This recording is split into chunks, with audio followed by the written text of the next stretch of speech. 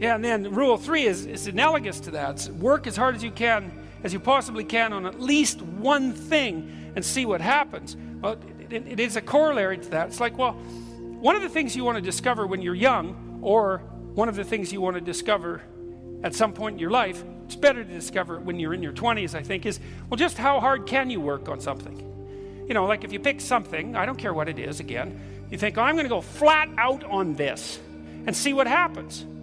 And that's also useful too, because there's no other way of really discovering your limits, right? And you kind of want to know what your limits are. I think one of the things you need to do in your life at some point is push yourself farther than you can go.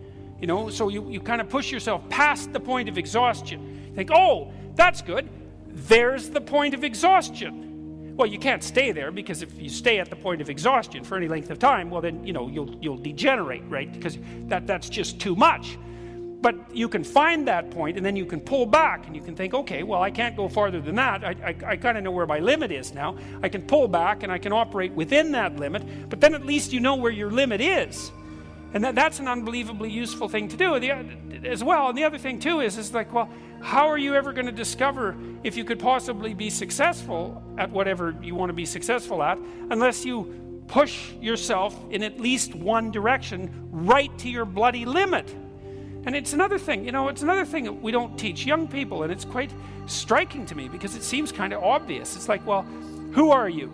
You're 19, you're 20. Who are you? Well, you don't bloody know. How do you know? It's like 6 years ago you were 13. You don't know anything.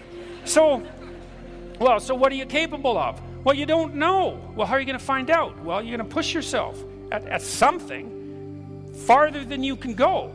And then you have some sense of where your limits are. And you know, your limits are going to be, they're not going to be where you think they are, in all probability. Well, some of them will be a little closer than you want them to be, but a lot of them you'll be able to push yourself way farther than you think. And so that's an unbelievably useful thing to do. And so and then maybe, you know, if you really wanted to get ambitious about it, you could push yourself as far as you could go in 5 or 6 different directions. And just find out, like, well, where are your contours, you know? What exactly are the limitations of this form that you're inhabiting? And you get some sense of who you are and what you're good for, you know? And that's a lot. This is part of the reason why I'm not happy with this continual injunction in our society to have more self-esteem or to be happy. It's like, well, first of all, good luck with being happy. And, well, it's just not going to work out when you're not happy. You know, and things are going to come along that are going to make you not happy. And then if the whole purpose of being is to be happy and you're not happy, then as soon as you're suffering, you're done because you got nothing. You certainly don't have happiness, and that's all there was. That was the whole point. And it's gone because you're suffering. You got nothing. That's not useful. But, you know, that's not to say that I have anything against happiness if it happens to come along. You know, well, you know, you got to be grateful if it does come along, but you can't rely on it, that's for sure.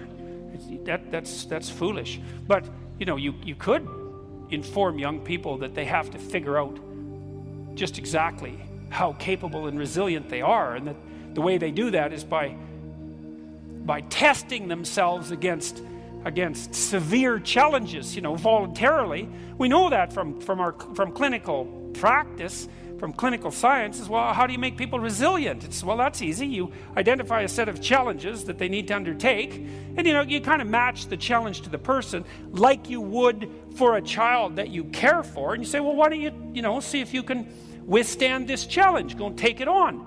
And the person goes and gives it a shot and finds out, well, yeah, I can do it. It's like, great. You're tougher than you thought you were. So here's a slightly larger challenge. Why don't you go check out that and see if you can do it too? And, you know, your ability expands as you take on the challenges. That's how you make people resilient. You don't bloody well put them in safe spaces and shield them from microaggressions, you know. I think you only do that if you want to make people weak enough so that you can make them weak enough so that your ideological, what would you call it? The ideological formulation of victimization and oppression can find a ready target. So you take university students, that's it. You make them as weak as possible and as frightened and timid as they can be, and then they're hungry consumers of your pathological ideology. That's a hell of a thing to do to young people, man. And it's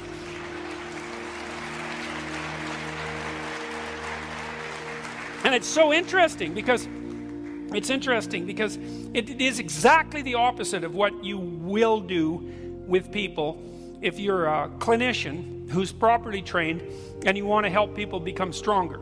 And there's like 10 different variants of clinical psychology. There's behaviorism and phenomenology and existentialism and humanism and psychoanalysis. There's lots of different schools of psychotherapy, but all the well-developed schools of psychotherapy do share at least one thing in common, and that is that you help people confront things they're afraid of and that they're avoiding, and that makes them stronger.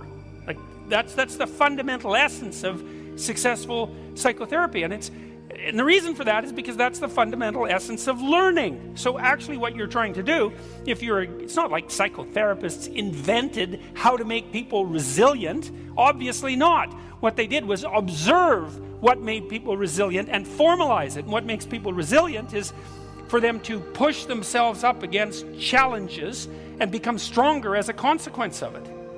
And so it's so interesting to see that this has been inverted in the universities. It's actually being turned upside down. And equally interesting to see that the clinical bodies like the American Psychological Association, cursed be their name, and the American Psychiatric Association haven't come out en masse and said, look, you couldn't do anything more malevolent to young people if you planned it than to shield them from all voluntary contact with things that challenge their beliefs. Right? It's the worst thing you could do. So I can't believe that it's hard for me to believe that the organizations have been that cowardly. But there it is. They are. So that's life.